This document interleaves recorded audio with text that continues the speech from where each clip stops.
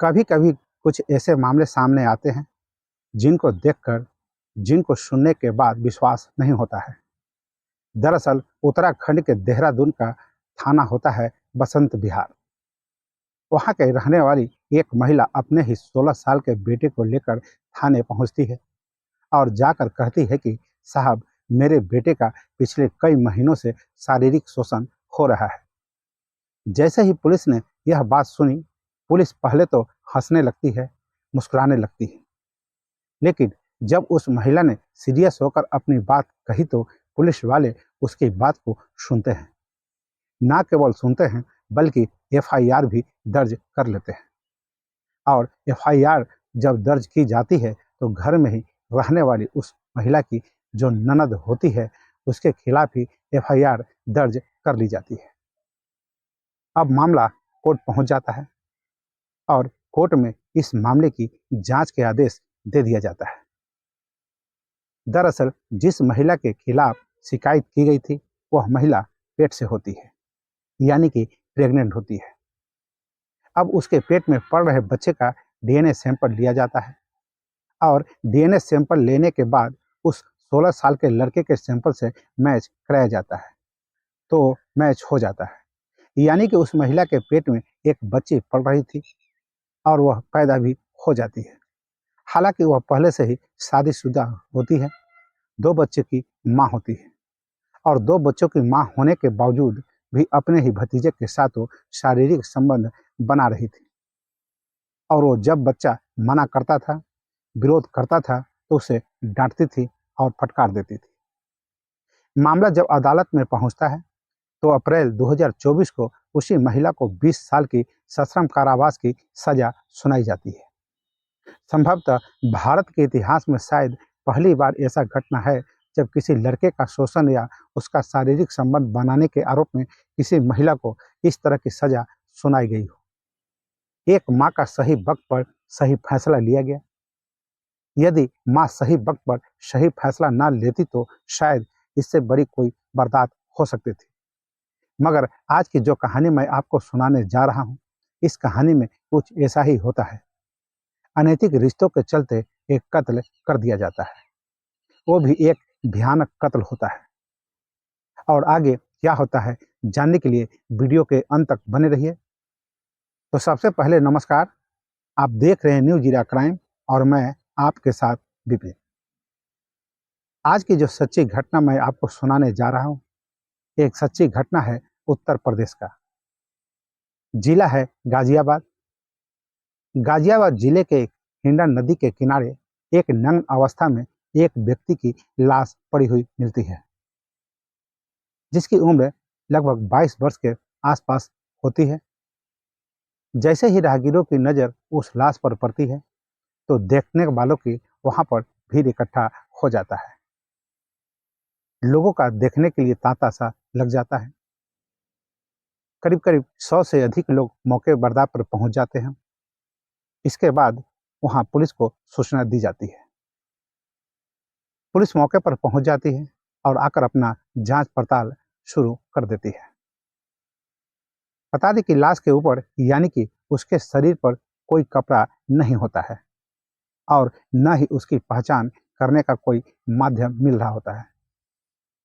कुछ सबूत नहीं मिलने के कारण गाजियाबाद पुलिस थोड़ा सा परेशान सी हो जाती है।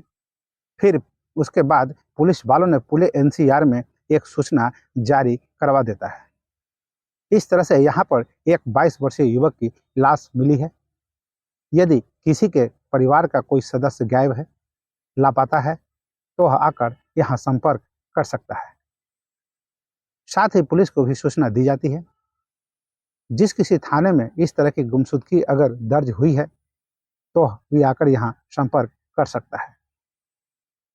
इसी बीच दिल्ली के कनॉट पैलेस में एक थाना होता है और वहाँ की पुलिस एक लड़के को तलाश कर रही थी जो कि पिछले कई दिनों से लापता था।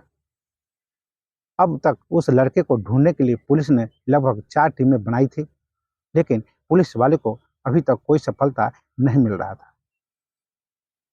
दरअसल मामला एक लड़का का होता है जो कि उत्तर प्रदेश के अलीगढ़ जिले का विजयनगर और उसी का एक मोहल्ला होता है धोबिया का रहने वाला होता है और उस लड़का का नाम सचिन होता है, जो कि दिल्ली के कनॉट प्लेस में एक नामी रेस्टोरेंट होता है, जो कि काफ़ी मशहूर रेस्टोरेंट है। और उसी में मशहूर रेस्टोरेंट में एक सचिन नाम का लड़का है, वो वेटर का काम करता है और वो अचानक एक दिन लापता हो जाता है। जैसा ही उसके परिवार वालों को लापता होने की जानकारी मिलती है, तब इसकी सूचना उन लोगों ने दिल्ली पुलिस को देता है। दिल्ली पुलिस और परिवार के लोग सीधा गाजियाबाद जाते हैं। गाजियाबाद में जो लाशें मिली थी, उस लाश को जब देखते हैं तो सचमुच में वो लाश किसी और का नहीं बल्कि सचिन का ही होता है। लेकिन अब एक सवाल उठ रहा था कि आखिरकार इसकी हत्या किसने की और क्यों की। हत्यारों ने जब सचिन की हत्या किया तो उसके साथ बहुत ही क्रूर तरीके से वो पेश आया था, क्योंकि सचिन की गर्दन उसके धड़ से थोड़ा ही लगा होता है और उसका बहुत बुरी तरह से पिटाई किया गया था और धारदार हथियार से उसकी गर्दन को बिल्कुल अलग कर दिया गया था। अब पुलिस इस मामले की जांच पड़ताल में जुट जाता है। जांच पड़ताल में जुटने के बाद उस लड़के का मोबाइल नंबर होता है। हालांकि पुलिस के पास जब शुरुआत में उसके परिवार वाले पहुंचते हैं तो पुलिस ने शुरुआत में इस मामले को उतनी गंभीरता से नहीं लेता है जितना गंभीरता से पुलिस को पहले लेना चाहिए। यदि उस समय पुलिस वाले इस मामले को गंभीरता से लेता तो शायद यह क्राइम होने से बच सकता था। लेकिन पुलिस को जब उसकी लाश बरामद होती है तब जाकर वहां की पुलिस सक्रिय होता है। सक्रिय होने के बाद उस लड़के के मोबाइल से उसकी लोकेशन और उसकी सीडीआर निकलवाई जाती है और जब मोबाइल की सीडीआर और लोकेशन निकल कर आती है तो संगम विहार दिल्ली का आखिरी लोकेशन बताता है। अब परिवार के लोगों से पूछा जाता है कि आखिरकार यह लड़का संगम विहार में क्या करने के लिए गया था। तभी परिवार के लोग बताते हैं वह संगम विहार में एक कपड़ा फैक्ट्री है और उसमें वो काम किया करता था। हो सकता है कि वो अपने किसी साथी से मिलने के लिए वो संगम विहार चला गया हो। अब इसके बाद फिर पुलिस यह पता करने की कोशिश करता है कि यह संगम विहार में आखिर कहाँ काम करता था, कौन कौन उसके दोस्त थे, कौन कौन वो लोग हैं जो उनसे चिढ़ते थे या उससे परेशान होते थे। पुलिस अब इन सवालों के जवाब तलाशना चाहती है, इसलिए पुलिस ने जितने लोगों से पूछताछ कर सकती थी, सीसीटीवी कैमरे खंगाल सकती थी और जो भी प्रयास कर सकती थी, पुलिस ने हर प्रयास करना शुरू कर देता है और लोगों से पूछताछ करते करते उस फैक्ट्री का मालिक के पास आकर पुलिस की जांच थम सी जाती है। दरअसल फैक्ट्री का मालिक का नाम होता है हसीब और उसकी पत्नी का नाम होता है अमीना। अब पुलिस इन दोनों को अपनी रडार पर लेता है और उनसे पूछताछ शुरू कर देता है। लेकिन शुरुआत में ये दोनों मियाँ बीवी इधर उधर की बातें करने लगता है, लेकिन जब पुलिस ने इन दोनों पर सख्ती बरतनी शुरू करती है और पूछताछ करती है तब दोनों एक बार टूट जाता है और सब बात बताता है। तब जाकर पुलिस को पूरी सच्चाई सामने आ जाती है, जिसको सुनने के बाद शायद आप सभी लोग भी सोचने पर मजबूर हो जाएंगे। बात साल 2021 की होती है। सचिन नाम का यह लड़का, जो कि विजयगढ़ के धोबिया मोहल्ले का रहने वाला होता है, जिला होता है अलीगढ़। यह लड़का कमाने के लिए अपने घर से जाता है, जहां उसकी नौकरी दिल्ली संगम विहार में लग जाता है, जो कि एक कपड़े की फैक्ट्री होती है। उस फैक्ट्री का मालिक का नाम होता है हसीब। कपड़े की फैक्ट्री में हसीब की बीवी रहती है, जिसकी उम्र तकरीबन 29 साल के आसपास होती है और वहीं सचिन का उम्र लगभग 22 साल के आसपास होता है और वो उस फैक्ट्री की मालकिन होती है। सचिन को काम करते करते अपनी मालकिन से यानी कि दोनों में दोस्ती हो जाती है। धीरे धीरे दोस्ती प्यार में बदल जाता है और दोनों धीरे धीरे करीब आ जाते हैं। ऐसा पुलिस की जांच में पाया जाता है। समीना और सचिन एक दिन दोनों अपने घर आपस में आपत्तिजनक स्थिति में होते हैं। तभी अचानक से शमीना के पति यानी कि हसीब की घर में एंट्री हो जाती है। जब ये वाकया अपनी आंखों से देखता है वो कुछ नहीं बोल पाता है।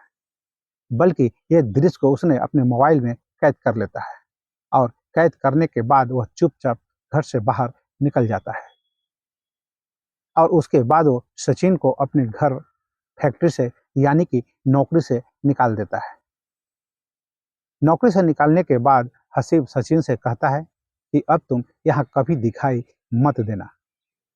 लेकिन हसीब की बात सचिन के दिमाग में नहीं समा सका और सचिन और शमीना का मिलना जुलना बाद में भी जारी रह जाता है। ये वाकया फरवरी 2024 का होता है, जहां हसीब ने सचिन को नौकरी से निकाल दिया था। एक बार फिर हसीब को इस बात का पता चल जाता है। हसीब थोड़ा परेशान हो जाता है। वो अपनी बीवी को समझाने की बहुत कोशिश करता है, लेकिन उसकी बीवी उसकी बात को सुनने को तैयार नहीं होती।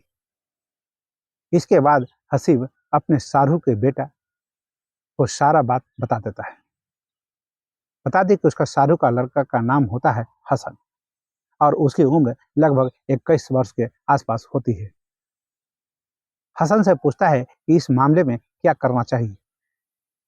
तब जाकर हसन हसीब से कहता है कि मौसी जी से किसी भी बहाने उस लड़के को बुलवाया जाए, फिर उससे बात कर देखते हैं।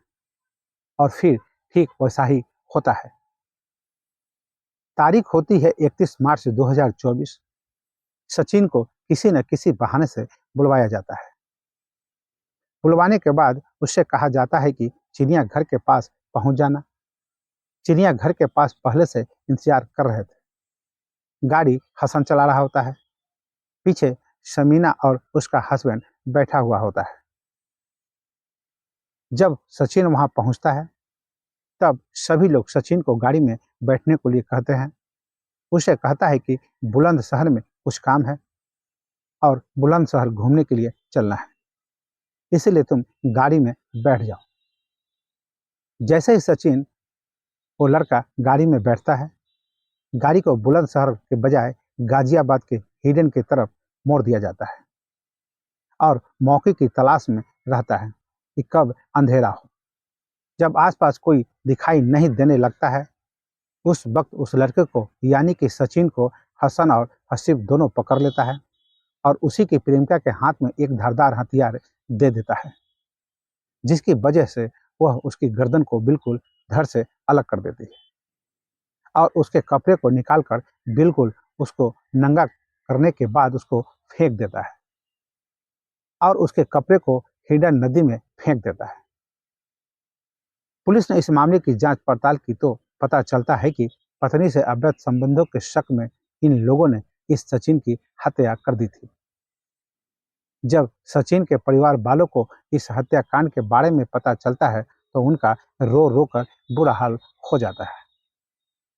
बता दें कि 4 भाइयों में सचिन दूसरे नंबर का भाई होता है, जो कि अलीगढ़ से दिल्ली कमाने के लिए जाता है।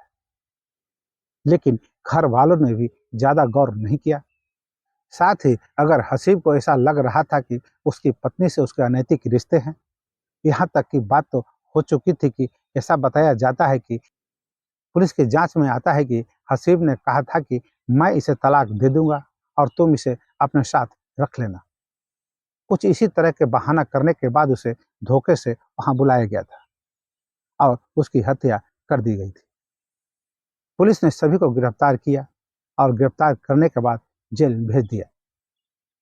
इस मामले में 3 लोग जेल में चला जाता है और एक व्यक्ति की जिंदगी हमेशा हमेशा के लिए खत्म हो जाती है। काश हसीब ने अगर समझदारी से काम लिया होता, पुलिस का सहारा लिया होता, तो अपनी पत्नी को तलाक देकर वो छुटकारा पा सकता था और एक नई जिंदगी की शुरुआत भी कर सकता था। लेकिन शायद आगे की जिंदगी उसकी पूरी सलाखों के पीछे गुजरेगी और आगे पता नहीं कभी छूटेगा भी या नहीं।